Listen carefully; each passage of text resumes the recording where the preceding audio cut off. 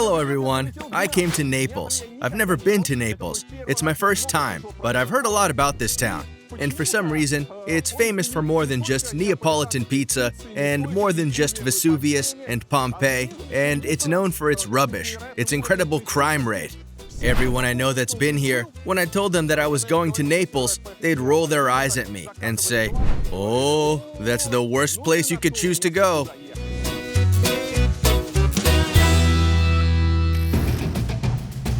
We'll see the most dangerous neighborhood in Europe. Half the flats are empty, windows are boarded up. But there are still people that live in some of these flats. Such are the outskirts of Naples. We'll meet the Neapolitan Mafia. When I was 14, I got my first gun because they realized that I like to shoot people. We'll walk through the stinkiest dumps. Mr. Justice, do you think business is drugs? The largest business is waste. We'll fight local traffic. Man, it's really trying to get through here. Well, we'll see. We'll live in an authentic Italian palazzo. Here are these halls, several living rooms that flow from one to the next. High ceilings. This one's 5.5 meters high. Murals on the walls. The mess I left here. Anyway, let's find out if Naples is really that scary. It's going to be creepy and interesting.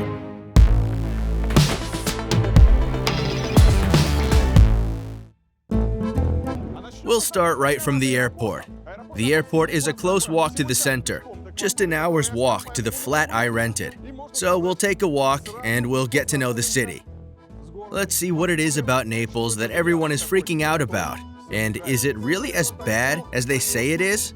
I have to admit that Naples is the second city in my life when I'm walking from the airport into town. The first is Siktiftar. There, the airport is also close to the center and the walk took just half an hour. There is a slightly longer route, but it makes getting to know the city even more interesting.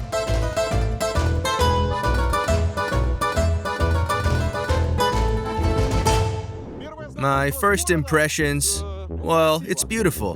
The plastic bags fly around beautifully. Well, maybe they just don't clean up around the airport, and it'll get better from here. Maybe there was some sort of a recycling even, and it's not quite finished. So far, it looks strange, dirty, and desolate. All in all, at first glance, Naples lives up to its title as a rubbish capital of Europe.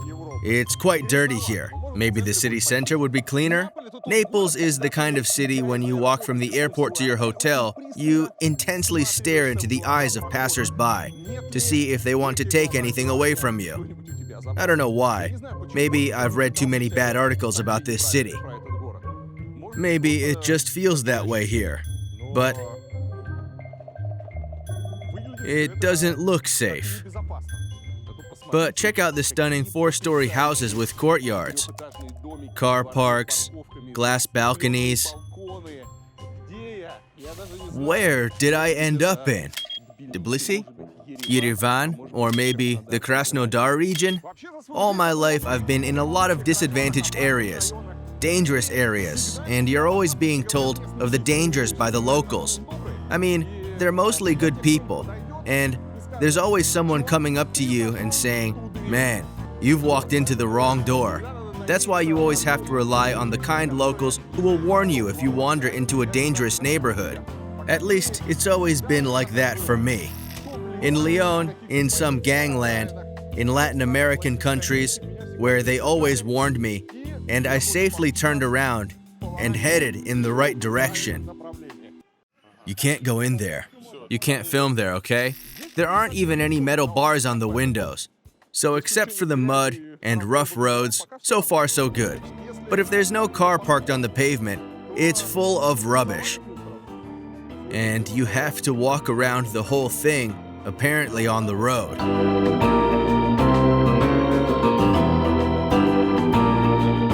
A luxury home right under an overpass. It's quite convenient. You don't need a roof. Look, there was a nice house, nobody touched it, and they just built an overpass over it. It's a house under an overpass. I wonder how they live there. It's quite a serious question. You stand here and hear all these cars and lorries driving above you and making a lot of noise. I don't know. There are a lot of houses like this here.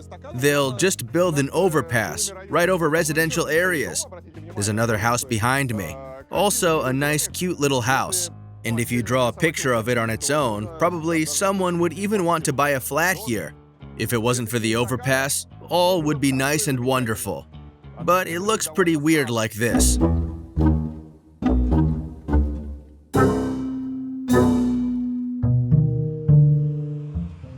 Speaking of rubbish, this is what our route looks like.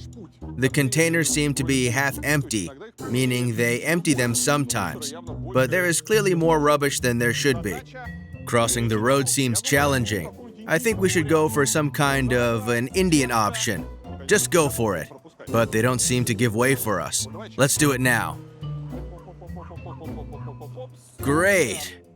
We crossed the road.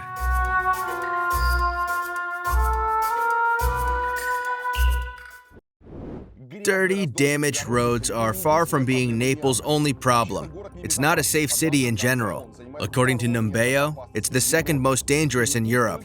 England's Birmingham took the top spot. Crime here is booming, even in the center, but there are certain areas where tourists are not advised to go into at all. For a long time, Scampia was considered to be one of those places. Naturally, I decided to go there.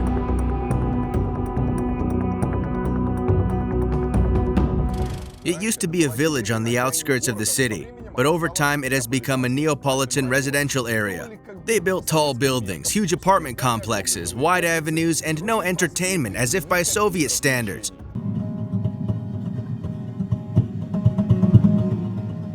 There used to be a real symbol of all bad things that are here, La Vele, or the sails of Scampia. In many ways, Naples has been called the most dangerous neighborhood in the suburbs of all Europe because of this house. The complex was built between 1962 and 75 under the influence of the architect Le Corbusier. 7 such sails were originally built, each consisting of 2 huge buildings with 14 floors. According to the architect's plan, the flats were to be small, and public spaces, on the contrary, large, so that locals can socialize, build their own community. As they used to say in the Soviet Union, to socialize life. It was an architectural utopia, but in reality, schools, landscaping, and common areas were simply forgotten about. Flats began to be handed over unfinished without toilets or electricity, and then there was an earthquake, and people left without homes began to settle in the neighborhood illegally. The houses were overcrowded and rapidly deteriorating. The mafiosi were quick to take advantage of this, split it into their zones of influence, took over the whole Scampia, and the poor had nothing left but to accept any work for a few liras, while the Camorra made millions of euros on heroin. La Vele existed for many years, and everyone knew exactly what was going on there. Residents were storming authorities, shouting that it was time to demolish the houses. And finally, in the mid-90s, authorities heard them. First, the 3 sails were blown up, and recently in 2020, the 4th one was torn down. There are plans to demolish 2 more. The authorities have decided to keep one last La Vele, apparently as a symbol of something the neighborhood should never become again. And there are some posters here now, which you can't see very well, but they supposedly tell you what they're planning to do here. It'll be an urban paradise. Here are all sorts of companies who are involved. I don't know if they'll end up doing it all or not, though. And there's this sail that they're going to keep. Here are a few more behind it, but they'll be demolished. And this one, as far as I know, will be left here. They'll relocate the people and will build some government offices here. In the meantime, I'll explore the building that's still here. Right now, you can clearly see that there are corridors between these blocks that look like ladders, leaning on balconies, and leading into the flats. There are cars parked below, some crosswalks, self-built constructions. Most of the flats are empty. Windows are boarded up, and you can see no one lives in them. But there are still people living in some other flats. Such are the outskirts of Naples, that only a few people reach. There's life in Scampia today, and now, during the day, it doesn't feel like mobsters are waiting for you around the corner. To find out if my impressions are true, I spoke to David. He grew up in Scampia when he was a teenager. He was even a member of a mafia clan. I moved into Scampia and settled in this sale in 1982. I was 5 years old then, and everything here was different, not as you see it now. Things have gotten much worse now. Everything is abandoned. Back then, this was cutting-edge architecture. The 7 Sails were quite resistant buildings. There was countryside all around. There were sheep and goats grazing. So life here was peaceful. You could say it was a good place to live. However, when drugs and organized crime came along, it became a convenient place for drug dealing and for the activities of the criminal gangs. It was a sort of way to solve life's economic problems, to help them get out of poverty. This way, they could get monetary aid here and there. There was no government, but there was an anti-government, the Camorra, who, as a favor, gave you stuff that the government should have provided to you by law. People came to the mobsters because they had no other option. Among them were children. This happened because I came from a family with 6 daughters and 8 sons, a total of 14 children. I was the 9th child out of 14. After my mom, I was the first person in the family to get involved in the organized crime. It's important to understand why this happens. It wasn't because I grew up in Scampia. The problem isn't where you were born. The problem is who you grow up with. I grew up in a family that was fully involved in activities of organized crime groups. I grew up among people who are no longer alive today, who were engaged in criminal activities. Since I didn't go to school, I wasn't brought up in a family where school education was considered very important. It was very easy for me to get involved in organized crime and become a member of the Neapolitan Mafia. In mafia organizations, children help make money. They transport drugs, transport guns.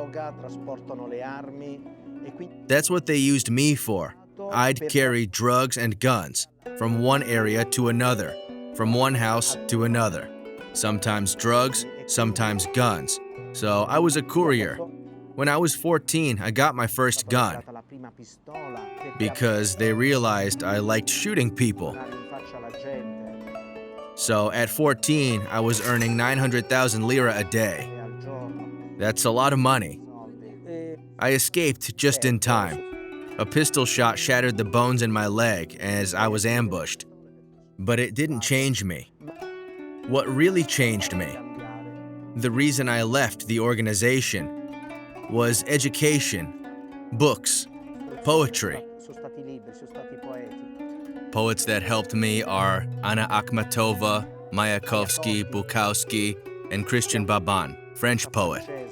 Fortunately, though I was very close to it, I never killed anyone. I didn't know any important secrets, so they didn't look for me. There was no need to kill me or search for me. So from that point of view, I was able to leave peacefully. A mobster in the past and a poet in the present, David has also organized the Tree of History Association, which helps children in Scampia. They paint, hike, and live a normal children's life. The parents are very happy in the sense that they want their children to travel. We drive them around, we give them the opportunity to fly on an airplane, to visit other Italian cities. We've been to Turin, we've been to Modena. I even took them to Madrid. Hopefully there will be more opportunities to let the children stay children. That's hard in Scampia. David thinks it's important to do this because the mafia in Scampia is still strong. When the Sails are taken down, the situation might change. But it's not enough to tear down buildings to solve the problems. The walls that we have within ourselves need to be torn down. We know how to be different, and we are different.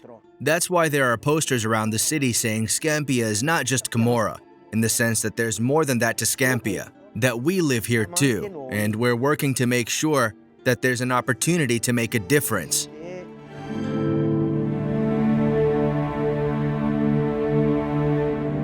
David's actually quite an interesting guy, because he says he's been in the mafia since he was a kid, and now he has this little garden with some donkeys and chickens. But he's very strange. First, he didn't want us to film these huge houses. Then, he didn't want us to film his little vegetable garden. He seems to be scared of something.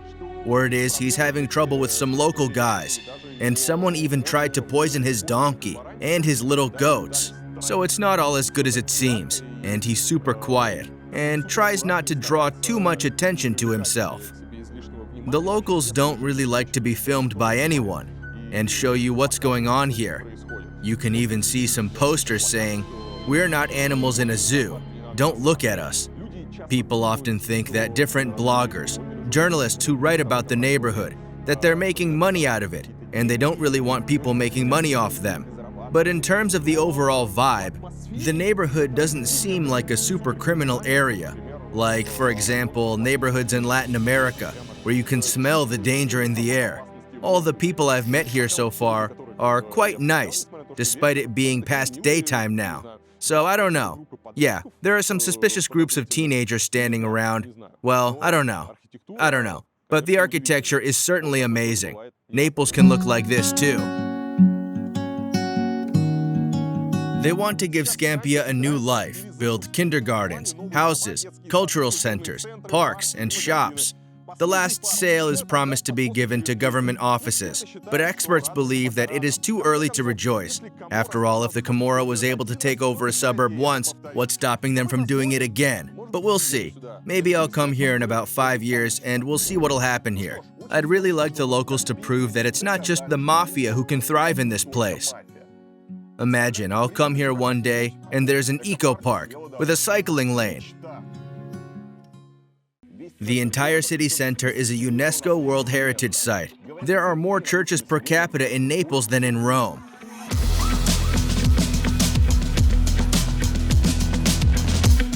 Well, friends, it's time to talk about rubbish, because that's what a lot of the people associate Naples with.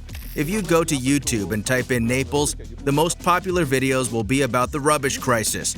These crises do actually happen here, and they've been affecting the city for years.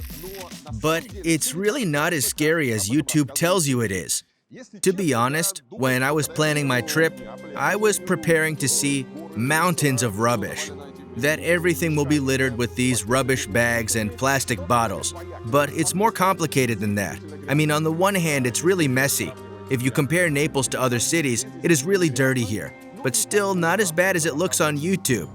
Most of the footage and photos and videos you see on the internet is from the times of the rubbish crisis, when rubbish collectors go on strike, or there's some other problem, and they simply stop garbage collections.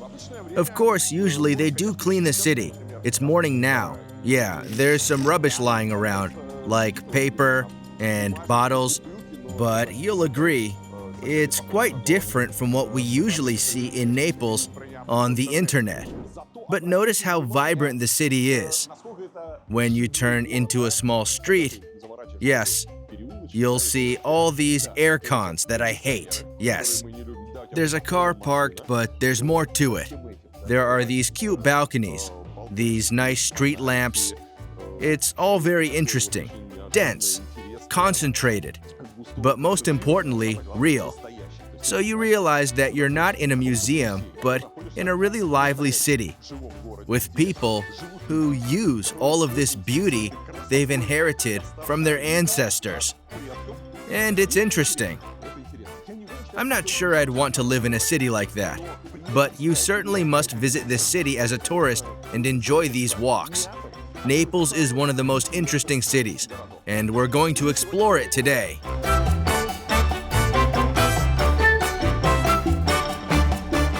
Naples is one of the oldest cities, not only in Italy but also in the whole world. Sorry, motorcycle rushed by. It was founded in the 8th century BC by Greek settlers called Parthenope. The colony was destroyed by local tribes, but soon a new town was built next to it, which they called Neapolis, or Naples as we know it. During its history, it was part of the Roman Empire, and the Kingdom of Sicily belonged to Austria and Spain, was conquered by the Byzantines, the Normans, and Napoleon, and finally it became part of Italy in the 19th century. From ancient times, there are these Greek walls. Here in Piazza Bellini, they are believed to be over 2,000 years old. Neapolitans themselves don't really look after their heritage. For example, these excavations were filled with rubbish, just like the rest of Naples. Let's explore how clean the city is now.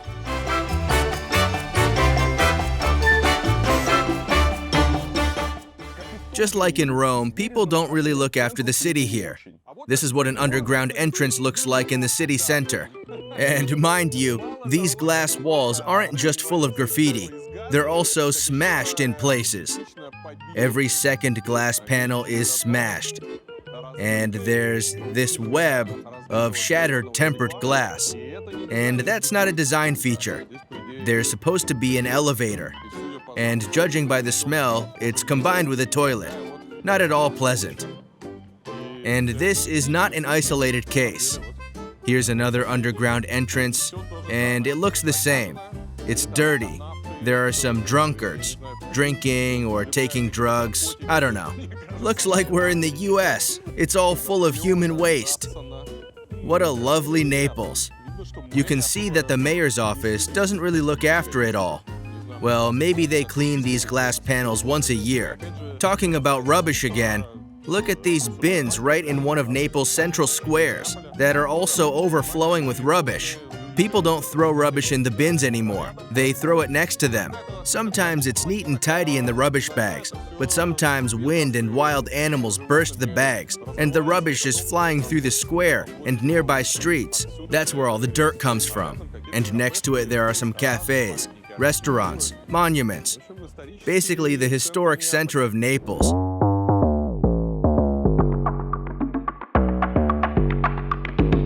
They used to say, "See Naples and die." It was later that in USSR they replaced Naples with Paris.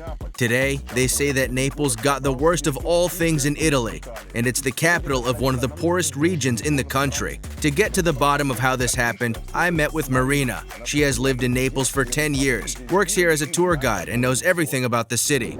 Italy is a new country. It was formed in 1860.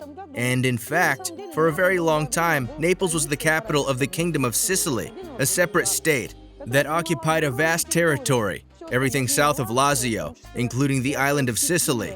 That's why Naples is a metropolitan city. And you can observe here these remnants of the splendid capital's past. But the problem with the Kingdom of Naples was that it was governed by some foreign rulers who weren't very interested in the development of this area. The only ones we really love and who ruled right up to the moment of the unification of Italy are the Bourbons, and many Neapolitans still consider themselves Bourbonites. They say, "Give us our Bourbons back. We have nothing to do with Italy." As a matter of fact, the unification of Italy, as I'm sure you know, is also quite an ambiguous topic. Neapolitans believe that it was annexation, not unification. The Northerners came, looted, dismantled the factories, and took everything up north. And since then, the south of Italy has been a poor, agrarian zone. We don't have some great industries, as they have, for example, in the north of Italy. And we live off tourism here, and whatever else God sends us. There's a very high unemployment rate. That's if we talk about negatives. On the other hand, Naples is incredible. For example, all of the historic center of Naples is included in the UNESCO World Heritage List. We have more churches than Rome per capita. And so, of course, Naples is a unique city to explore.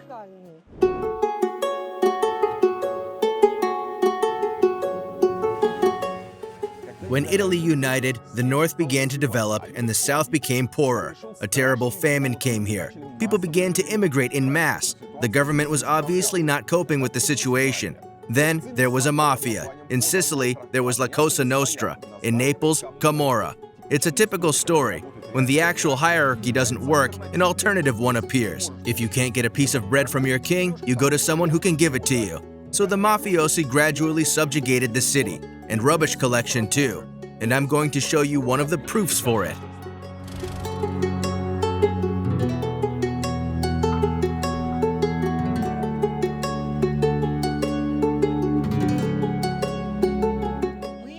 We're going to the so-called Land of Fires, or Terra de Foci. But the phenomenon of this land is that it's huge, an absolutely massive territory. You can probably see it from air.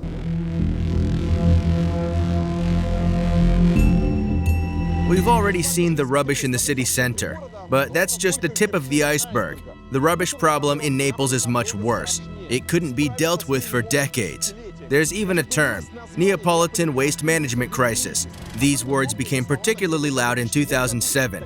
Then the whole world saw Naples buried under the waste because there was just nowhere to take it. All the city's landfills were full, and no one really knew where to put another 100,000 tons of waste. It was Prime Minister Silvio Berlusconi himself who handled the situation. He sent the military, who put the waste into lorries, and even arranged with Germany to help dispose of the rubbish. The crisis officially ended in 2012. In reality, the problem is still not solved. So why is Naples so dirty? It's not because some of the dirtiest people on the planet live here. It's all thanks to the mafia. As we know, even from Russian cities, rubbish collection is a very lucrative business. It's quite a tidbit. This didn't go unnoticed by Camorra, so they've built a whole system in the city with their proxies being everywhere. The mobsters control everything from taking rubbish away to its disposal. There's a fast train coming. It's right above me, probably going into the bright future. That's how you get mountains of rubbish growing and mafia wallets getting thicker and thicker. In 15 years alone, the Camorra made 44 billion euros on rubbish. There's a lot of rubbish, so you have to store it somewhere. It's expensive to do it legally and safely, but there are always alternatives. For example, the Land of Fire. It's not the New Kingdom from Game of Thrones. This is how the area in the province of Naples outside the city came to be called in the early noughties, where they started burning rubbish and toxic materials en masse. It's still happening today. Fires won't happen as often anymore, but waste, including radioactive waste, are still rotting on the roads and still being burnt. I'm in one of these dumps right now. There's literally a road here, cars driving around, everything's nice and beautiful. There are stunning fields all around. And when you drive past the fields on these overpasses, you don't even realize what's going on down under. They just bring and dump lorries worth of rubbish here. It's industrial waste and ordinary household rubbish. Somebody obviously got paid to dispose of all this stuff. Then they bring it here and set it on fire. For example, this Black Hill. It's because they burnt tires here. You can see the lead metal threads from the tires and feel the appropriate smell. And it's not something that's been burnt ages ago. They just forgotten to clean it up. If we go any further, we'll see smoke coming from the waste, and we'll smell something burning. As the locals say, this is a very serious problem. I asked Vincenzo, who lives here in the Land of Fire and is trying to fight what is going on here, to tell me more about what is happening. We are now in a place that, unfortunately, is part of the Land of Fire. In 2003, Legambientes, who were exploring these channels that are called this Desire, they've discovered that industrial waste was being dumped along the shores of these canals, and it was regularly set on fire, hence the name Land of Fires. What type of waste do they dump along the canals? It's actually the waste from local factories, small and medium-sized enterprises, which are still linked to a major industry. It is clandestine production that works for big companies, so they need somewhere to dump their waste. That's because it's cheaper here. Some of these products are produced illegally. For example, we are talking about the production of high-quality shoes. After the earthquake in 1980, the Camorra had everything organized to restore production. già organizzata per la ricostruzione and many factories were doing excavation work. nel movimento Consequently, they were involved in the construction business, diciamo all'edilizia so they had the opportunity to fill up the existing quarries. perché c'era un legame They used to mine tufa there, so Camorra could fill in the empty quarries left from mining with rubbish. That way, they could fill up those empty quarries. That's where they dumped the waste. poi Then, the reconstruction work after the earthquake gave them new opportunities. legame As the construction works needed volcanic rock, there were more quarries forming that they could also fill up with rubbish. riempito il primo Nunzio Perella, the first repentant Camorra mobster Nunzio per that was kept in a secret hiding place for many years, said at one of his court hearings, parlava ovviamente "Mr. Justice, giudice do you think that the best business is drugs? Cocaine? la droga No. The gold business is waste. Polluting the environment is horrible in itself, but it turns out the problems are even more serious. The toxic waste in the landfills is making people sick. According to the medical journal Lancet, the incidence rate of certain cancers here is several times higher than the national average. A lot of people here started getting sick, including me. A few years ago, I was diagnosed with Hodgkin's lymphoma, cancer that affects the lymphatic system. forma di leucemia. It's a form of leukemia. Infatti questa In fact, leukemia and other certain types of cancer tipici di questa are typical for the local population, diciamo anche and there are studies that reveal the main and associated causes of local diseases. One of the most recent studies was carried out by the prosecutor's office of the Northern Districts of Naples. As a result, it was found that in these 37 localities, the number of patients with cancer and leukemia had significantly increased, and it's not the end. Unfortunately, many more people will get sick. verranno Sick people from these 37 communities live within 150 meters of 2 to 3 similar landfills, questo tipo so there's a clear connection. di relazioni. Io When I found out about my condition, I had a tox screen done and found the presence of highly dangerous and carcinogenic substances in my blood. They had been recognized as such by the World Health Organization. l'Organizzazione My Mondiale blood contains chlorobenzene and 4 types of polyvinyl chloride. clorobenzene. But if anyone's not scared of these dumps, it's the sex workers. When we got here, we scared off one of the girls who worked here. What do prostitutes do in the landfills? I don't know if that's a good or a bad thing. Let's not judge anyone. But if you do, make sure to leave a comment under this video. And yes, these illegal dumps are the place people come to in search of commercial sex. That's another side of Italy for you. I'm already anticipating the comments you're going to write. Varlamov, how did you manage to find rubbish and dirt in such a beautiful place like Italy? Just how? My response is, if you're used to pretending as if nothing's happening, if you don't care what food you eat, if you don't care how people live, if you don't care what you're doing, you can keep your rose-colored glasses on. Go about enjoying life and pretend that stuff like this doesn't exist. Like it's not there, but it is. And I think we have to notice stuff like that.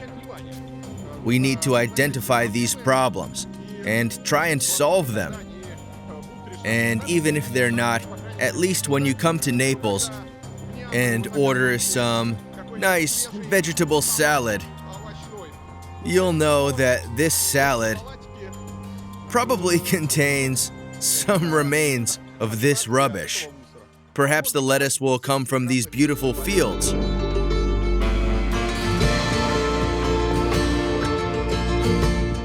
I've been to the Land of Fire for a couple of hours, but got a nose full of smoke. I guess only a resident of Mumbai would be fine with this air quality. But it can't be that all Naples' problems are due to the mafia. I've walked for more than a mile and came up with another explanation. Possibly, it's a tribute to ancient Neapolitan traditions? And of course, in the past, this street was a completely different street to what we see now. There was no such expectation from the streets as there is now. Today we expect the streets to be pleasant to walk along. We want an accessible environment, so it's clean and beautiful, preferably with some nice benches. In the past, many of the streets used to be a dumping ground. And for example, these super narrow streets in Naples, they remind us of a time when no one saw the street as a place to enjoy walks. But it was rather a place where they dumped rubbish and discharged sewage. Yes, people were just pouring out their waste onto the streets. It was noisy, busy. There were some beggars. Of course, people that were more well off have never walked down these streets. They were either riding about in carriages or carried on these grand stretchers, and they've never stepped their feet on this ground. Often these little streets were overlooked by laundries. Toilets, back doors, and stairwells, and the main entrance would either be in a courtyard or, if possible, in a square or on a huge high street. Sandro, the local journalist I met with in the city center, has confirmed it. As you can see, this is a rather chaotic city. The reason for this is the structure of the city and the urban planning. Naples is sort of made up of layers. It was a kingdom, now it's a republic, and so the city is chaotic in its structure. Therefore, it is difficult to organize an effective waste disposal system here, especially in the city center, where the streets are very narrow. A rubbish truck can't even get through there. You need special transport to remove the waste in places like this, and there's not much transport like this in Naples. We just don't have enough of the small garbage trucks. Of course, urban planning is just one of the many reasons. According to Sandro, another reason is a complete mess on the legislative level. In Italy, the law concerning rubbish only came about in 2015, and the rubbish crisis started back in 1994. So you can understand how many of the rubbish crimes were unnoticed and no one was prosecuted for. Mafia in Italy is prosecuted for their offenses far less often than other European countries. Yes, so it's not just in Russia where they don't follow the law. Italy is also dirty and full of pickpockets. There's also another problem.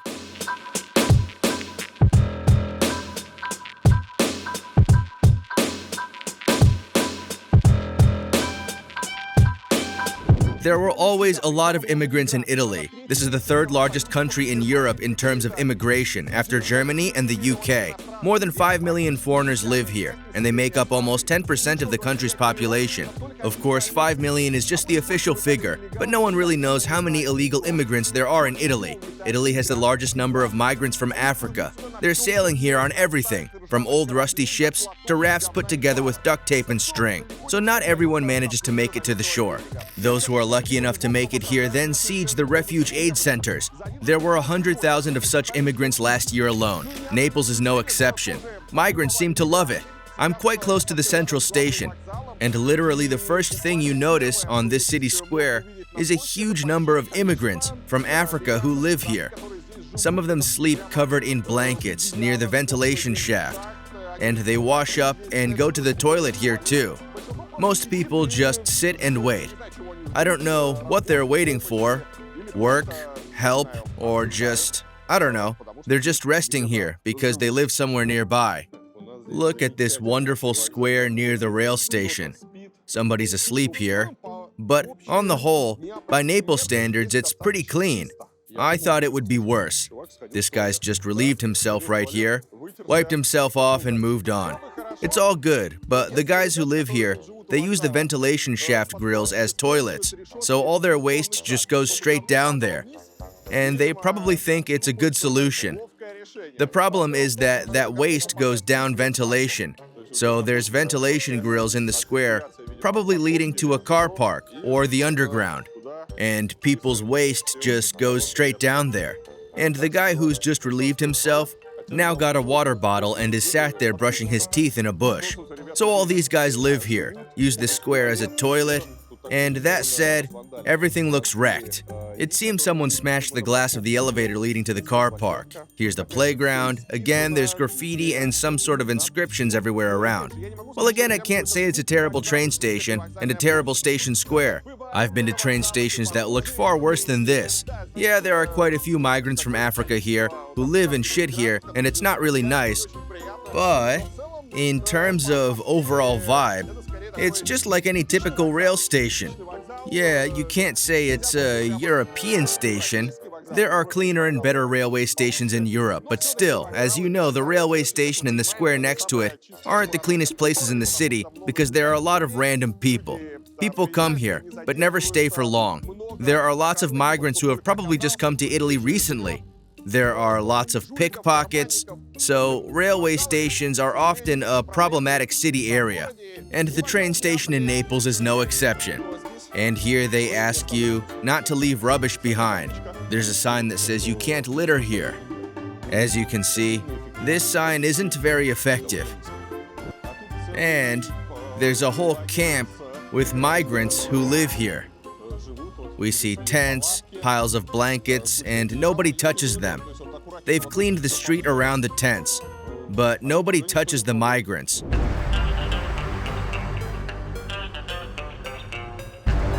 Yeah, right down this alley, there's a market where these guys sell different bits and bobs, fake bags, some duct tape, hats, slippers, some ornaments, beads.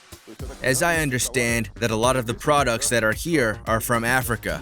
There are some aroma sticks, some spices. It's an improvised marketplace. You can buy an African dressing gown or a Sonko t-shirt. It's the Prime Minister of Senegal. You can also buy a football uniform here. And there are some beads here. But Marina promised to show me a much more interesting market, on one condition though. You need to be really careful filming here, especially after the gate, okay? I was so scared here, you can't even imagine. What's in here? There will be illegal cigarettes for sale and prostitutes standing around.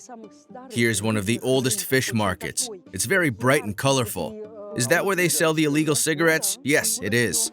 Where does he get them from? From all over the world. Italy, Poland. Before the war, they used to bring a lot of cigarettes from Ukraine. You can find Minsk cigarettes here if you're a fan of them. So it's $2.50 a pack? Yes, it's quite cheap. There are cheap cigarettes from all over the world, including from ex-Soviet republics. I don't know how they smuggle them in, but they all cost the same, regardless of brand. It's 2.5 euros per pack. A big problem in Naples is that people tell all sorts of nasty things about Naples. All those scary stories that it's dangerous here, that you'll get mugged here, that you'll need to hide your camera, and guides like you create a false sensation. The city's actually very welcoming. You've just said that we can't film this place with the cigarettes, but you just have to ask, and people will let you film. They're all nice and kind and say, film as much as you want. And then people think it's dangerous in Naples, all because of you. I'm sorry, I won't do that anymore. Look at this hottie over there. So you think it's prostitution? Yes. I wanted to show you this, and you'll only see this in Naples.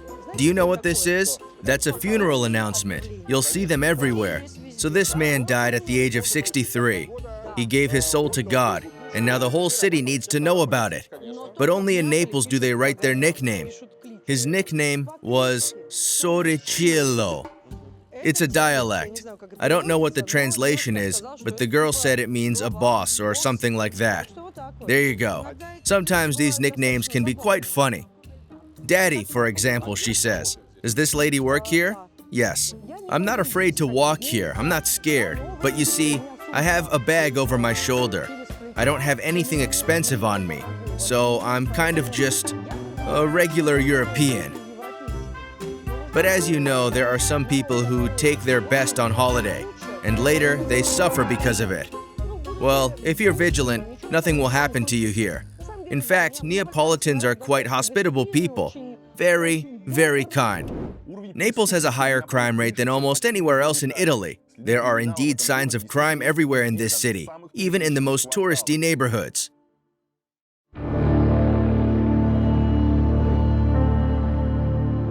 Another phenomenon you can't imagine Naples without is the mafia. Here, they call it the Camorra, and it's still debated what it really means. Either it's a quarrel or a senior in prison. I thought I'd tell you about the Camorra here, almost right in the city center in the middle of Spanish neighborhoods. For almost 200 years from the 16th to the 18th centuries, Naples belonged to Spain and Spanish soldiers settled in this neighborhood. Along with the barracks came the brothels, so the neighborhood quickly gained notoriety for drinking, debauchery, and all other trappings of soldier life. And then the Camorra took residence here. Neapolitan mafia is made up of over 100 clans that endlessly fight among themselves. It is difficult to say how many people there are in Camorra, but according to various sources, it's at least 5,000 people. And they don't just control neighborhoods, but whole areas of life. Garbage removal, construction, trade. The mafia is everywhere. And then of course there's drugs, prostitution, racketeering, the whole mafia pack. But the Neapolitan mafia is particularly bloodthirsty. Today, this neighborhood is pretty safe, not considering the crazy scooter drivers coming at you from around the corner. But not long ago, tourists were advised against coming here. Well, they could peek in, but they were advised not to go deep into the Spanish Quarter. Now, as in many places in Naples, it has changed, and you can walk here. There are many cafes and restaurants on the street. Local residents are friendly and sociable, and there is nothing threatening in the Spanish quarters anymore. The old era is gone.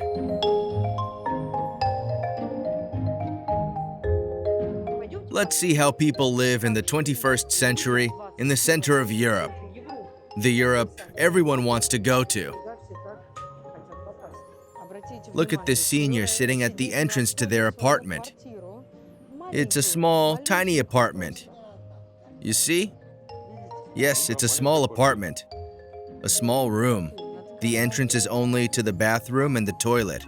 She says she has no money and struggles to survive. How much does this apartment cost?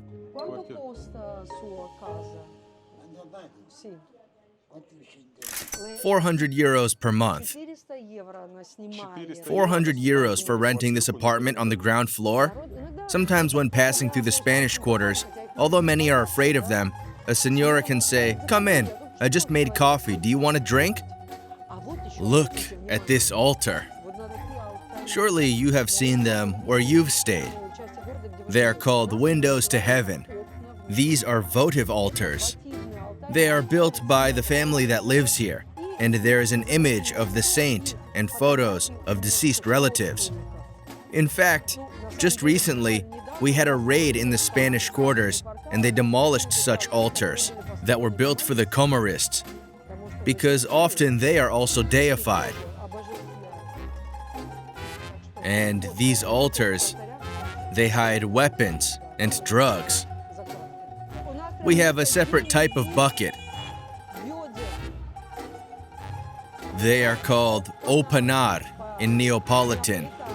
These are special buckets that are lowered from the balconies because there are no elevators, as I told you, and the ceilings are quite high. You won't run up and down all the time. Oh, I see. That is, a man bought oranges. The seller carries them to him, puts them in a bucket, and the bucket goes straight to the buyer.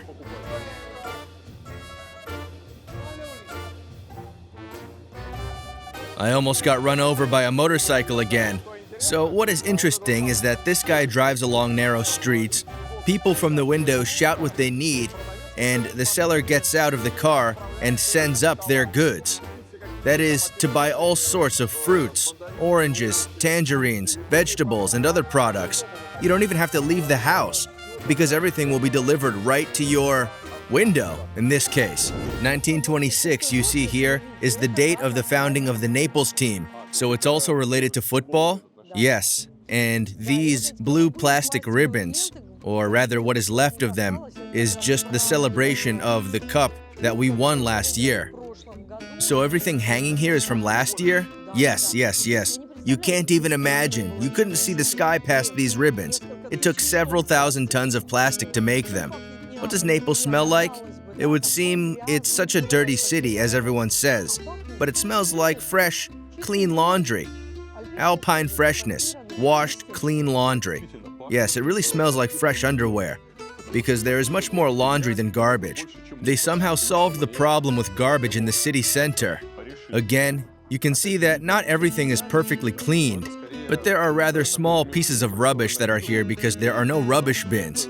That is, there aren't any rubbish bins where you could throw away a piece of paper or something like that. And people apparently don't really care, and if they can't find a bin, they just throw it under their feet.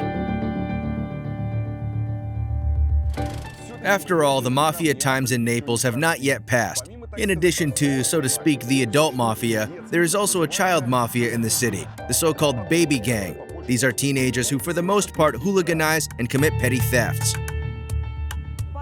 The last scandal in Naples was related to the baby gang. The story goes like this. In the evening, the Neapolitan youth went out to eat panini in one of the cafes, and they've parked their motorbike the wrong way. They ran into an argument with the baby gang. One of the 16-year-old teenagers pulled out a gun and shot another teenager. He said that he found the gun somewhere in the Spanish Quarter. After that, raids began in Naples, and people started to question why do children have access to weapons at all, and so on. So unfortunately, yes, there is such a problem. Why this is happening, Sandro explained to me. In Naples, we are used to live on the streets and in the streets. So children prefer to stay in the streets rather than go to school and stay together and stick together and make little clan to make sport, for example, also. Not forcefully to join mobs. But with growing, with the coming years, maybe if they haven't been to school, they can find work, they can find job, and so they finish in the end of the month. So they just don't care. They make their lives, they try to survive. Because you have also to understand the fact that we are a lot of people in a little space. So there isn't job for everyone. Job for everyone isn't the wage that maybe they expect.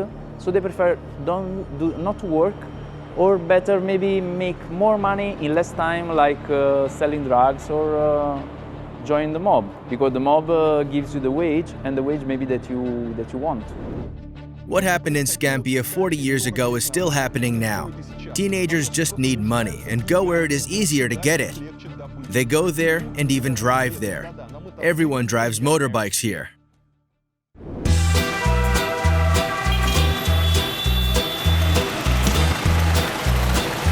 Naples is such a stereotypical Italy as it was described in the Soviet Union. Everyone is shouting, waving their hands, and the city is bustling, including on the roads. Per 3 million of locals, there are almost 2.5 million vehicles in Naples. That is, if we do not count children, it turns out that almost every Neapolitan has personal transport. At the same time, a significant part of this transport is all kinds of bikes, mopeds, and scooters, because it's easier to drive around local hills and through narrow streets this way. True, there is chaos on the roads and it is very noisy. When you walk through narrow streets, a couple of meters wide, a roaring bike can jump out of the corner. It is not very pleasant. So your safety here depends on how fast you can jump out of under the wheels. The parking situation's not the best too. You have probably heard about the Italian parking skill, when cars are parked so close to each other that it is impossible to get to the sidewalk, or you have to go straight over the bonnet. It is even worse with bikes. They easily pass between the yellow posts, which prevent cars from parking on the sidewalk. Therefore, people leave their motorcycles everywhere. Although now they have started to regulate this. Yes, there are still a lot of bikes right on the sidewalk, which prevent you from walking on it. But parking situation is improving. For example, there are special places where they park scooters, and they even park them in the proper parking spaces. Although, if you go out of the old town, the sidewalks are still packed with scooters and cars. Drivers don't always follow the rules, and if it is possible to drive on the sidewalk, and it's not a central street where they can get a fine for this, they still use every opportunity to park on a sidewalk.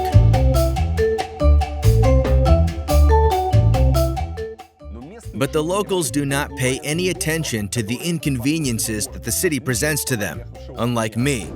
No. This car won't get past. God, it's actually trying to drive through here. Let's see what happens.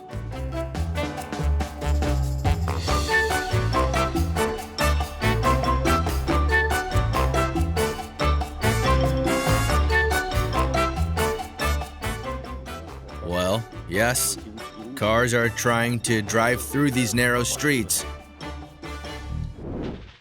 But there must be something good in this city. Friends, if you walk around Naples and suddenly feel like you urgently need endorphins, I have a recipe for you. The three main words are Neapolitan baba al rum. This is a cake, and it's now an international dish, but it's often referred to as Italian. There's a funny story that says one Polish king really loved sweets and didn't care about his teeth. So one day he dripped Madeira wine on a cake, and he was delighted with how soft and tasty it turned out. And so supposedly this is how the cake appeared, which he named after Ali Baba. The French replaced Madeira with rum, and came up with this mushroom shape which we all know today. Well, the Italians have added apricot jam to the Neapolitan version. Today, they serve rum baba almost everywhere here. It looks like there's a lot of calories in, and now we'll try it. Wow. It's really tasty. It's delicious. It has a refreshing apricot and a little alcoholic taste. Great. This rum baba is definitely worth a trip to Naples. We've refueled and can now move on.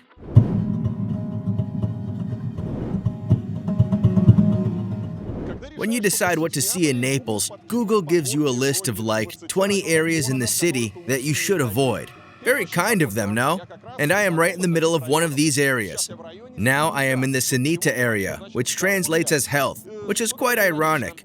Because in Greek and Roman times, there was a cemetery here, so there are still a lot of different catacombs with skeletons and burial sites here. We'll take a look at one of them later. When people started to inhabit Sanita, for a while, this area became a local Rublevka. Neapolitan aristocracy lived here, and at first Sanita flourished. But then the same thing happened here as in the rest of Naples. The city became poor. The area also became poor. Crime rate rose, and the aristocracy gradually disappeared, and less well-off people replaced them. In Naples, they always blame northern Italy for the poverty. Locals believe that before the appearance of United Italy in the 19th century, Naples lived well, and then these damn northerners ruined everything, robbed everyone, and destroyed everything. So all the problems are due to northern Italy. As for Sanita, today this area isn't as scary as it was in the past. Yes, the local streets are not quite safe. 50 years ago, no one would have thought that people would walk around here with cameras, film stuff, and so on. But now they even do guided tours here. Well, to remind you that the area is not so safe, and that even today unpleasant incidents happen here from time to time, here is a monument to Jenny. This is a teenager who was killed in this square in 2015. So, he was shot here relatively recently. And now, there is this monument that reminds you that even now, even in our time, stuff like this can happen here. As you might have guessed, he was shot by the mafia. Well, I hope everyone stays alive during my tour. I came to see the catacombs of San Gaudioso in the Sanita area. Another part of the historical heritage of Naples is these catacombs of San Gaudioso in the Sanita area. This place is located outside the Greek and Roman city walls, and therefore the street could be used for the burial of the dead. It is interesting that the entrance to the catacombs is located in the Catholic Church of Santa Maria della Sanita, which was built in the early 17th century in the Baroque style. There are many various grottos in the catacombs, where the remains of human bodies were stored. The real boom of the underground funerals took place in the 17th century. At that time, the plague was raging in Naples. According to historians, half of the city's population died from it. They've tried to bury the dead as soon as possible. In addition, they had to remove them from the city, as to not spread the disease. Therefore, they opted for these underground caves. They are made of soft rock, tufa. It's relatively easy to hollow out a crack in tufa and put a body into it. In the 19th century, the victims of the plague were joined by the victims of the cholera pandemic, and during the Second World War, people used these grottos as a bomb shelter. Such an abundance of bones next to living people led to there being a cult of the dead in Naples. Bones were considered a way to connect with the afterlife, and the Neapolitans actively prayed for them so that the dead would go from the purgatory to heaven.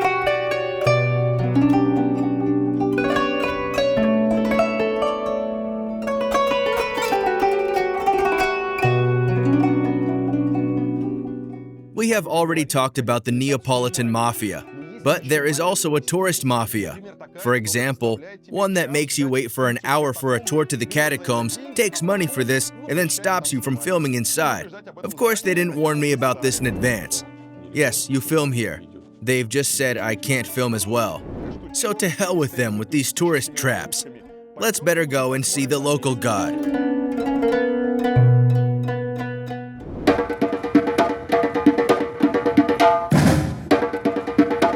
One of the main heroes of Naples is Maradona, an Argentine football player, a legend of Argentine football. In 1984, he started to play for the local football club of Naples, and in 8 years, Naples twice became the champion of Italy, and once even won the UEFA Cup.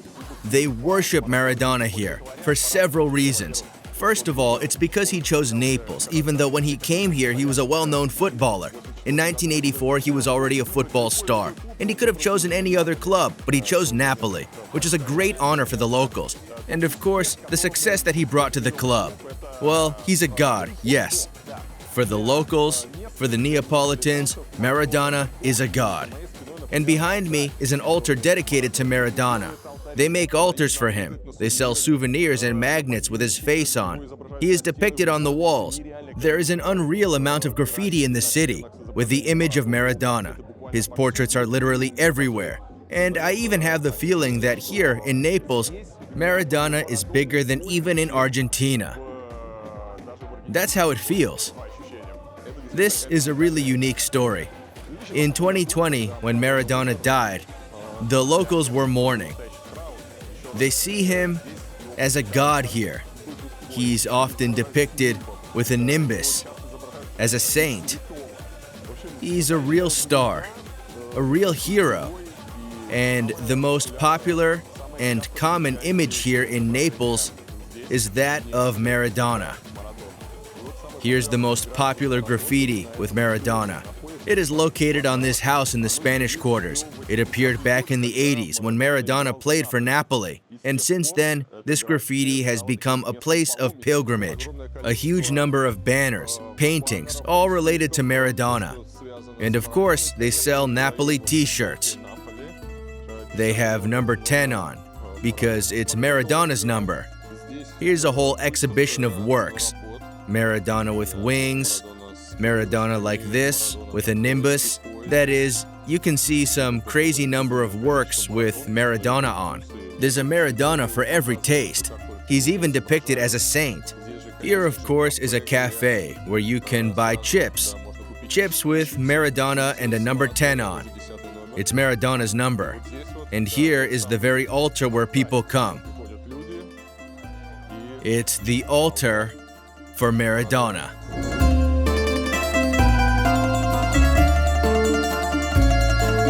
We're in the most touristy part of Naples. And look, there's a huge number of flags, and everything related to the football club of Naples and Maradona.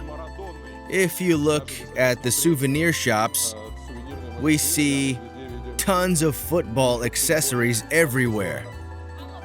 T-shirts and scarves. Socks, of course, with Maradona on them. Diego, number 10. Magnets, footballs. Half of the souvenirs are to do with football. Another souvenir shop. Look at all these magnets. Everything is about Maradona. Here is Diego Maradona that looks like a saint with a nimbus. Here is Maradona pictured as erupting Vesuvius. There's just a huge amount of Maradona. No other image is as popular as Maradona's face. I don't know, friends. I've been to many cities where people are crazy about football, where people are true football fans. But I don't remember seeing anything like in Naples anywhere else. Really, all the streets, all the souvenir shops, everything is dedicated to Diego Maradona.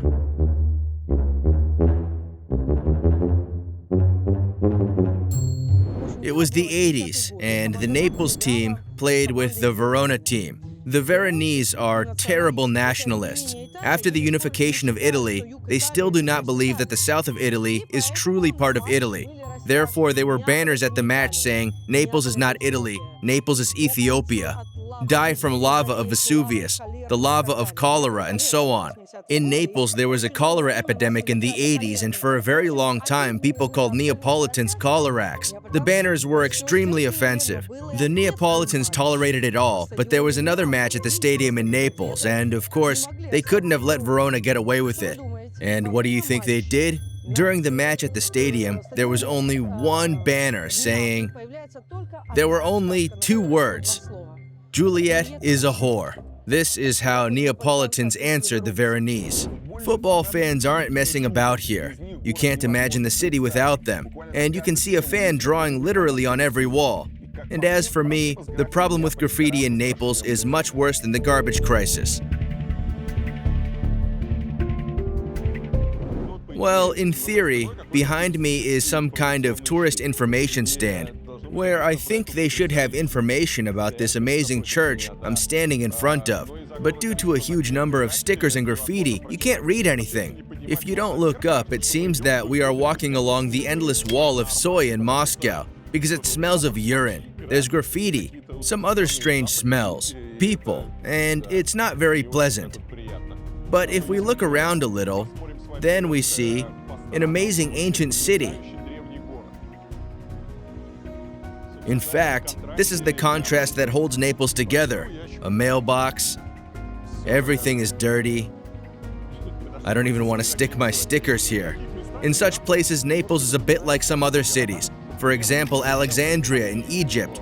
When you see the architecture of the past, some remnants of former civilizations which are simply not taken care of by the modern generation, they don't know what to do with them. I have the same feeling here. That is, the architecture. The houses, temples, monasteries, interesting streets, monuments, they're all amazing. And all this looks neglected. But friends, you have to look for positives everywhere. For example, you can see that people in Naples are very creative. They can't walk past an empty, clean wall. They need to leave their mark in the history of this city. Some Neapolitans even managed to make a career in graffiti. I came to the mural of a local artist named Jorit. You see how he has two stripes on his cheek? This is the feature of the master.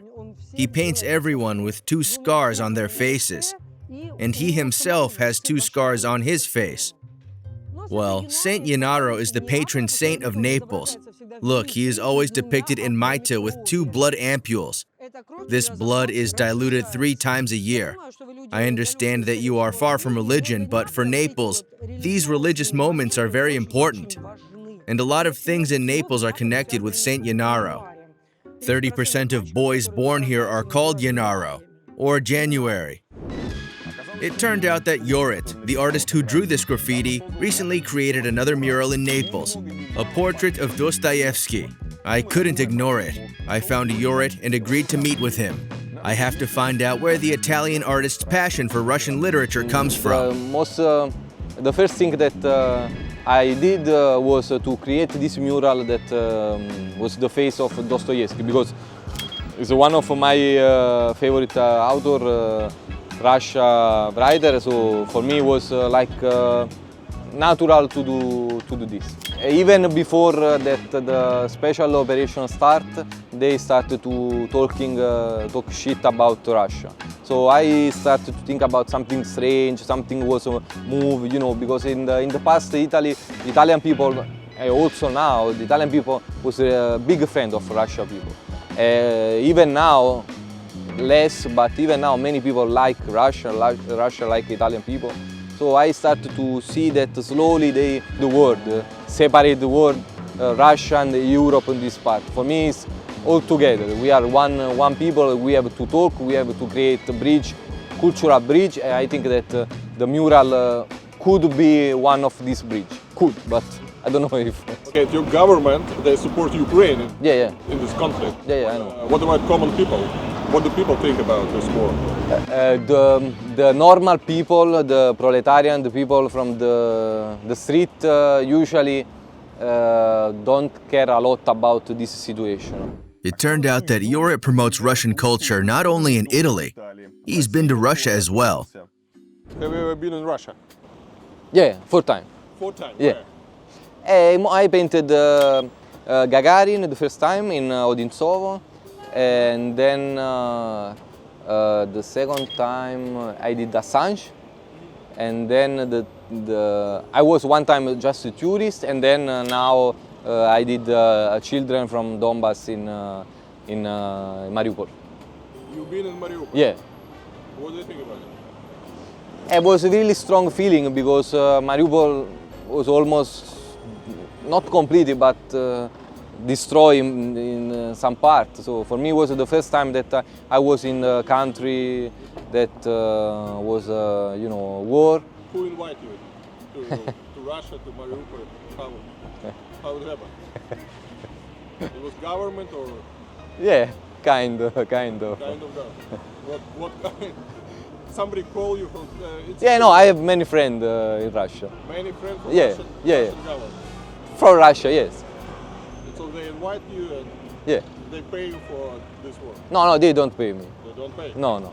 Here no, but they put me in the blacklist, the blacklist of Ukraine that they want to kill people. Because of your trip to Mariupol. Yeah. What do you think about it? I hope that they don't find me. Have you ever been in Ukraine? No. No. You want to visit? No?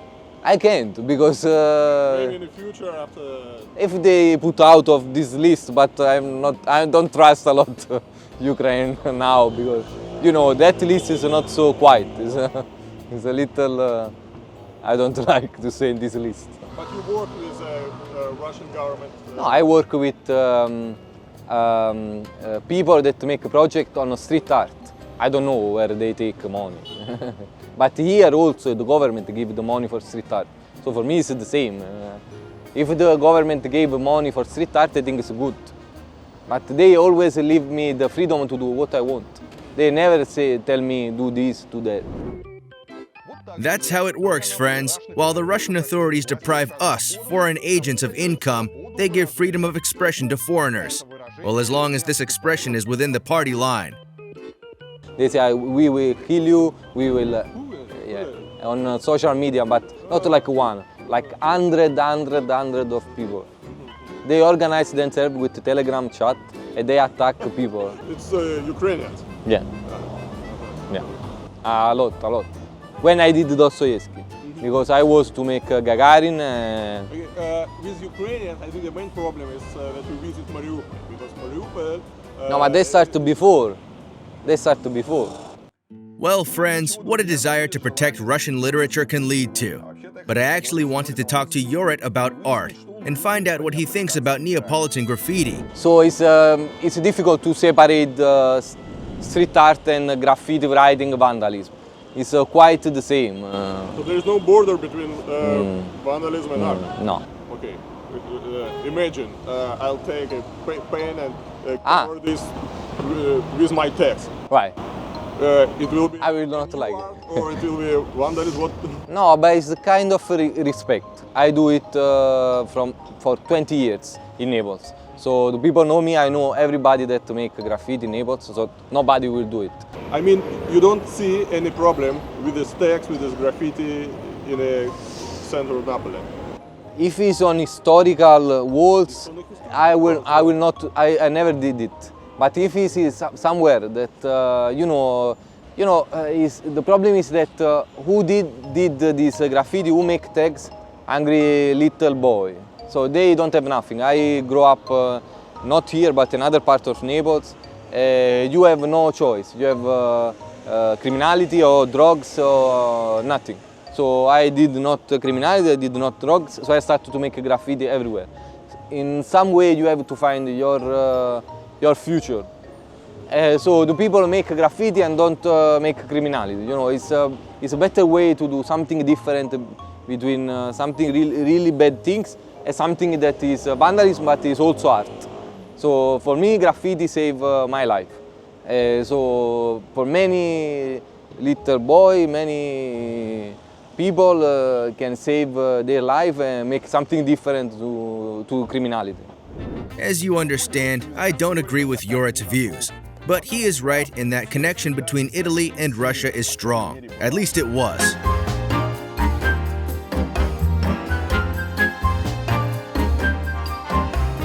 You'll probably say, Ilya, there's nothing good in Naples at all. Of course there is. For example, pizza. Today, it is one of the most popular dishes in the world. In Italy alone, there are about 70,000 pizzerias. And Naples is the one to blame for it. Because this is where the history of pizza started from. In the 17th century, it took over this city, and then the whole world. Then in 1984, they even established a special pizza police, or to put it in an official language, the Association of Real Neapolitan Pizza. Its job is to visit pizzerias and check the products and cooking techniques so that everything is in accordance with traditions and standards. So like in Russia, they care about traditional values, but pizza ones. By the way, the European Union awarded Neapolitan pizza the status of TSG, that is, Guaranteed Traditional Specialty, a unique product with a strict set of ingredients. And now I came to perhaps the most iconic pizzeria in Naples, De Michele. It has been here since 1870, and in 2011, it even got a Michelin star. Everyone comes here to eat real Neapolitan pizza, including many celebrities. They also made a movie here, Eat, Pray, Love. The one with Julia Roberts, and the famous actress was even filmed with a slice of pizza in her hand. But to get to this pizzeria, you need to wait ages in a queue. There are 20 to 30 people here, and it's constantly crowded. There is practically no space inside. They have very small tables, and people stand for 30 to 40 minutes to try pizza. Unfortunately, I don't have the time and health to have pizza here, as I already had pizza today.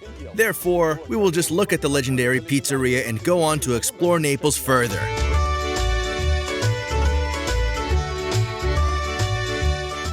I left pizza to the other tourists because I'm in a rush. I'm in a rush to see what else this city has prepared for me.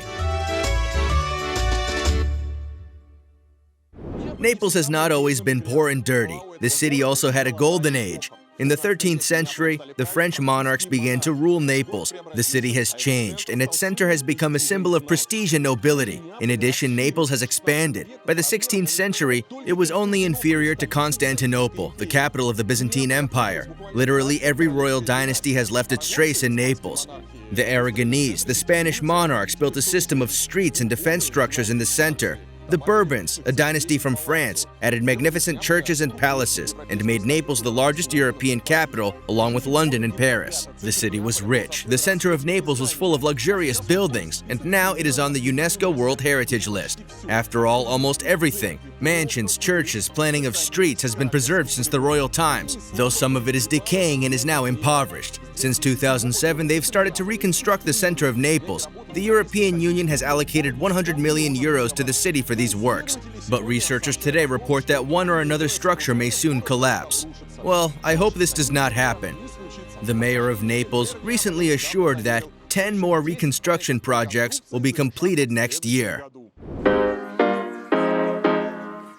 So they work on the facades of Naples, and I will now show you what the buildings look like inside.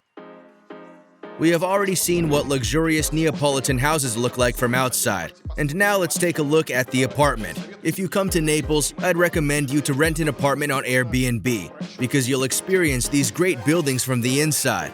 And there really is something to admire. I will now show you the apartment that I rented. This is the corridor to the bedrooms. There are several bedrooms, several bathrooms. I live in this room here, so it's a bit messy. But pay attention to the height of the ceilings.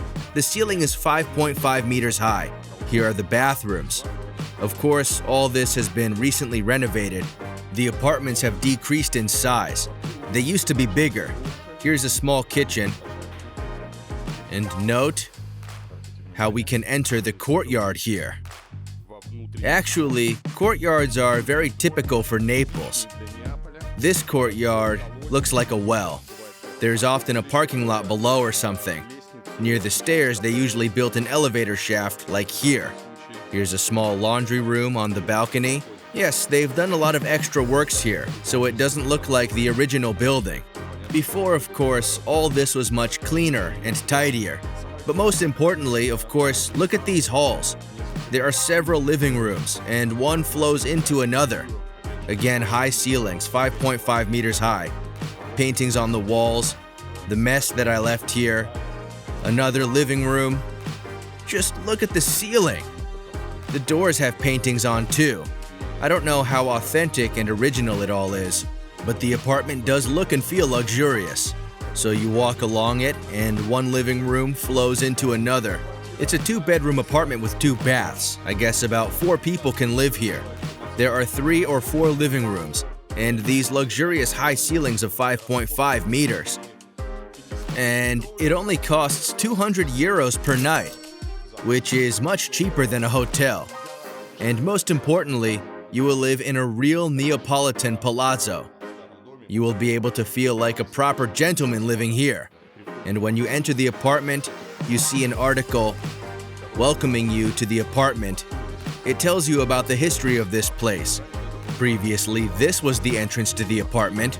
Look at these high, cool doors. There was a passage through the rooms here. Of course, now they have split the rooms. They divided this huge apartment into smaller ones. Here is a luxurious staircase which people used to use to go up and down huge flights of stairs. And now there is a completely different life here. They dry laundry here now.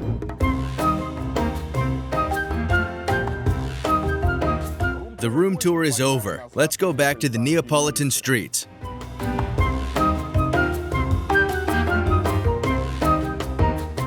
We are late for the funicular. Yes, they have funiculars here. So I found a ticket machine. What do I need to do? Ah, it doesn't work. Funicular, tobacco shop. They say you need to buy tickets at the tobacco shop. Not the easiest process, is it? Why do they sell tickets to the funicular at the tobacco shop? The system is amazing. For some reasons, they don't sell tickets at the cash registers. The ticket machine also doesn't work. And the employee of the funicular says, go to this tobacco kiosk and buy tickets there. And of course, they only accept cash there. This is very strange. Not that convenient. The funniest thing is that I have a ticket for a funicular that broke down. At first, I almost broke down while buying tickets for it. And now the funicular broke down. They kicked everyone out, saying that the funicular is not working. Come back tomorrow. Or wait until it works. But we don't know how long that's going to take. Well, I won't give up. I will wait.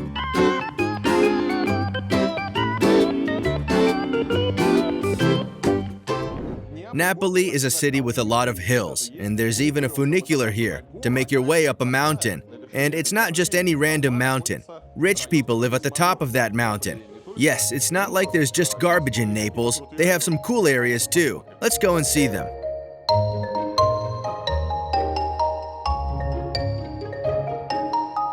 So this is what the funicular looks like. It's a rather primitive design. Very simple. They could have done something more fashionable.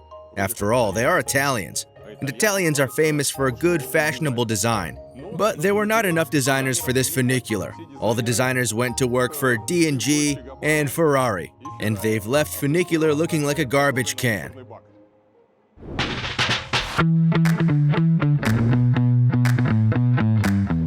Friends, Napoli is not just a ruined city center and ghettos on the outskirts. Of course, there are rich people in such a big city, and they also need to live somewhere. One of the most prosperous is this area of Vomero. Vomero means a place on a hill, and it really is on a hill.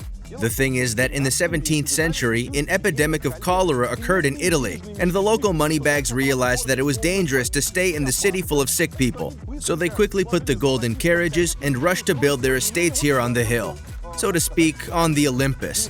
In the 19th century, they even had a royal palace here.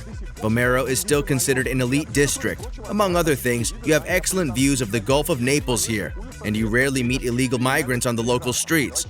Let's go now and see what this Italian Wróblewka looks like.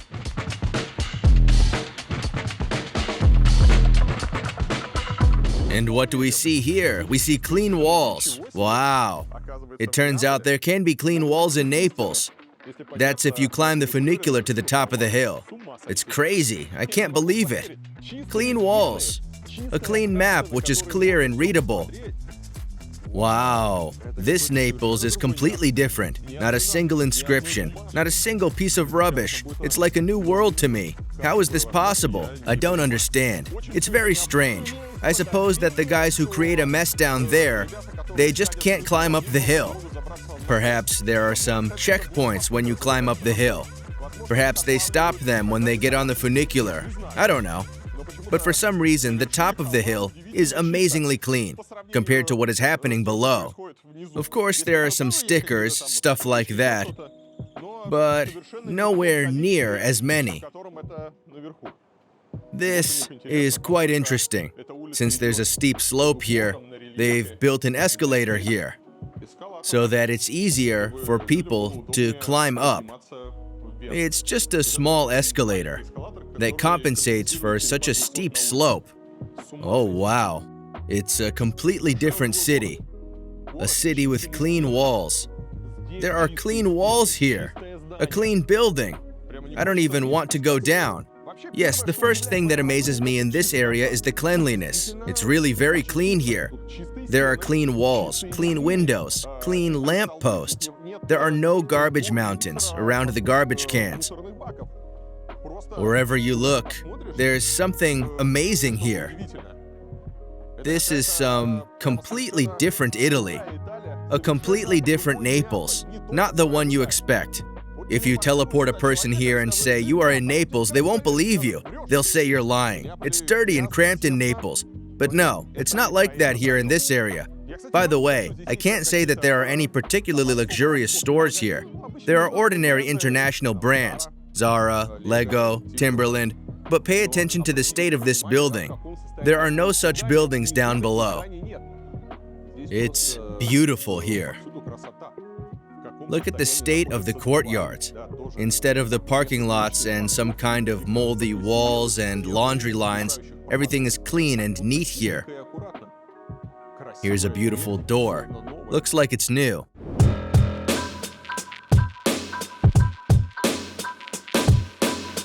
The local residents seem not to notice the contrast. Probably if you live in Naples for several years, you'll get used to the garbage. But I've only been here for a couple days, and so his magic does not work on me yet. Well, I decided to try and use the local metro. Maybe everything is better underground in Naples. The first time they thought it'd be good to have a metro in Naples so the city streets aren't as crowded was back in the 19th century. But the first metro line was only launched in 1993, and they didn't build many new lines since then. But the Italians decided to turn this type of transport into another landmark. They named the first metro line Metro dell'Arte. The stations were thematic, and they were all dedicated to art. One of the stations was even recognized as the most beautiful in Europe. This is controversial, but we will talk about this a little later. So this is Toledo Station. It was opened in 2012. Spanish and South African masters were involved in the design and the construction works, and the concept is quite interesting. A different color dominates each level of the station, which symbolizes something important for the city. The blue is for the sea, ochre is the sun, black is a volcanic stone.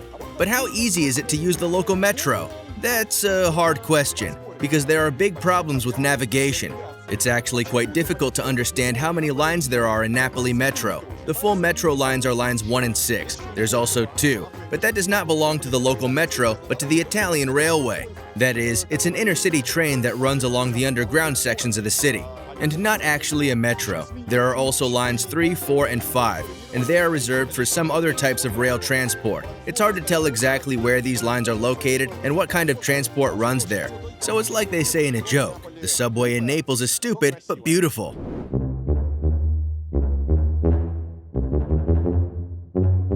The Napoli subway. Look at all this beauty. Everything is so nice. So where do they sell tickets? How does it work here? So one ticket is €1.30, but I need 2. That's it. Great.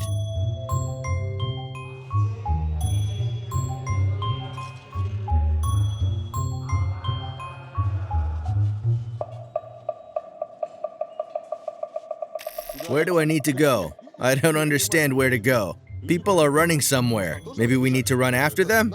I don't know if this is our train or not. They decided to make a nice, clean interior, and they thought that the navigation would probably somehow spoil the image. So I probably need to go to the pink part. I don't understand anything. But it's very beautiful. There is no navigation at all. In fact, the most beautiful local metro station only has a beautiful entrance and an escalator leading down, because the station looks very miserable at the bottom. It looks like some kind of underground passage. Everything is full of graffiti and stickers. Everything is as primitive and sad as possible. In theory, this should have looked nice, but some screens do not work. Therefore, instead of a proper sea, we see glimpses of sea. They've got checkered screens. Naples has maintenance issues in general. Initially, a good idea is often ruined by poor maintenance. Well, that's the beauty. The escalator's quite nice. There are amazing mosaics here. It's a nautical theme here, because we are now at the bottom of the sea.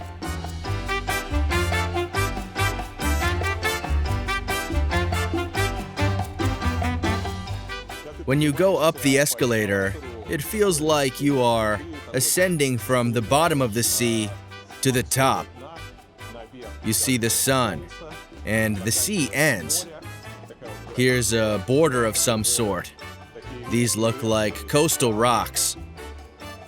Sun, beach, sand, and then you come up to the surface. And this is what the descent into the metro looks like. Here, look at the top, everything is black.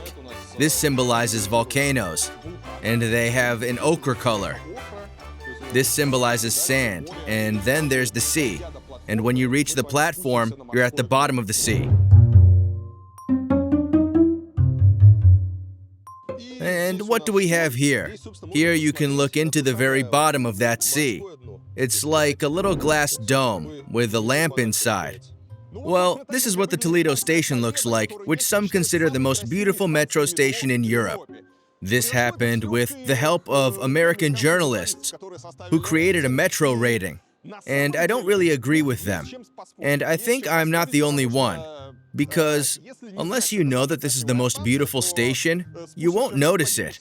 In fact, all the beauty of this station is concentrated in one place, the bottom of the escalator, that is covered in a mosaic, and you can see this bright green lamp from the bottom, some kind of beautiful backlight. It's the only place where you can actually take a nice photo. And it's a photo of this place that got into all the architectural magazines. Apparently, those who made the rating didn't actually come here and see how boring the platforms and all the other areas and zones of this metro station actually are. There's really nothing remarkable here. By the way, in this rating, the Moscow Metro, that as we know is the most beautiful metro not only in Europe, but in the world. So the Komsomolskaya station is only in third place. Although if I were to make a rating, in my opinion the most beautiful station in the world is the Mayakovskaya station in Moscow Metro. Okay, let's leave Naples alone to enjoy their victory, with some thinking it's the best station in the world. But I think there's nothing special about it. There is nothing to say that it is the most beautiful. There are much more interesting metro stations in the world. Don't be offended, Naples.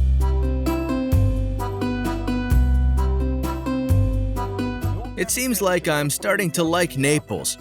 Maybe I'm getting used to seeing positives in everything and ignoring the negative stuff like the locals do. Or maybe it's because I've enjoyed my night's sleep in my chic apartment with high ceilings. Of course, Naples is also about amazing places, passages, squares. Look at all this luxury. And what's surprising about this luxury is that in other cities, they'd have very expensive shops here. For example, in Milan, there are usually expensive shops and a lot of tourists in such passages. But here, most of the shops are empty, and even if there are tenants, they are very simple ones. It's obvious that Naples is much poorer than other large Italian cities. But I have to admit, there's something charming about this city.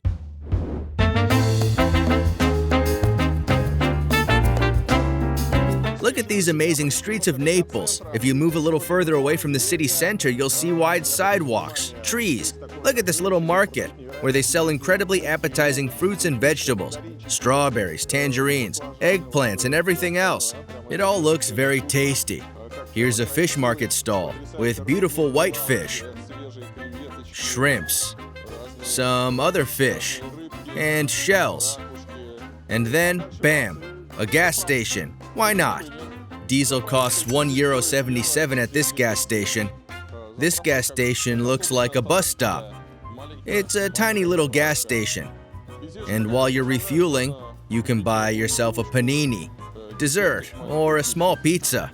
And of course, there's Maradona. This is what Naples is all about. If someone goes to Napoli to look at the streets full of garbage, then you are late by about 10 years. There hasn't been a bad garbage crisis here for a very long time. Yes, you can still find some rubbish, but you have to look for it. Naples has become much more cleaner and pleasant in terms of littered streets. The city is getting better, the city is developing, and a lot of what is written on the internet is no longer true. Well, it's good, friends, that you're watching my videos, because who else will tell you what Naples really looks like today? The more I walk here, the more I walk around Naples, the more I like it. The city is so crowded, concentrated, bright, unusual. It's interesting to explore it. It's a very lively city, and in terms of atmosphere, it reminds me of Istanbul. That is, this is not the city where I would like to live or spend a lot of time, but it's a great city to come here for 1 or 2 days to explore a new city. Why not? It seems to me that Naples is the perfect option for that, and most importantly, people are very positive here. Everyone talks to each other, exchanges news, drinks coffee. No one but me grumbles because everything is full of parked cars, that it's impossible to drive, to be a pedestrian and try and cross the road. Maybe I should stop being a grumpy granddad and become a positive Neapolitan who loves all this. I don't know. Let's try it now.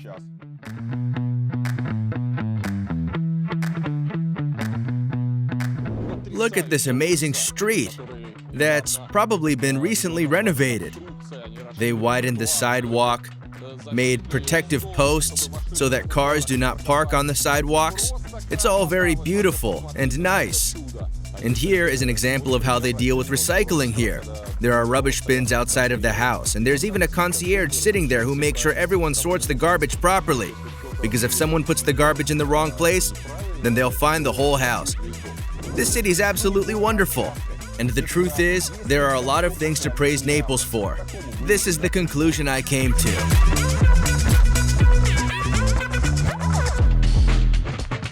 Well, friends, this was Naples, a city where I came under the press of my stereotypes and expected to see the dirtiest city in Europe, with a terrible crime rate, where there is nothing positive at all. But to my surprise, it turned out to be a very interesting, saturated, bright, and most importantly, a lively city. I had a great pleasure of visiting Naples, and I recommend you to visit it. Trust me, Naples is worth it. It's a cool city. Just try not to expect too much from it. You have to understand that you're going to Naples. You probably won't see any particular cleanliness or order here, so don't expect it. But on the other hand, you're not going to a museum. It's not a frozen museum-like city. You come to a real, lively, bustling city, with people who love it and live their life here. These are not just some actors with old buildings that have seen a lot in their lifetime. And I hope they will see a lot more. I liked Naples. I recommend it to everyone. And don't forget to subscribe to this channel. If you liked this video, like it, write comments, and also share this video on Reddit and send a link to your friends on WhatsApp.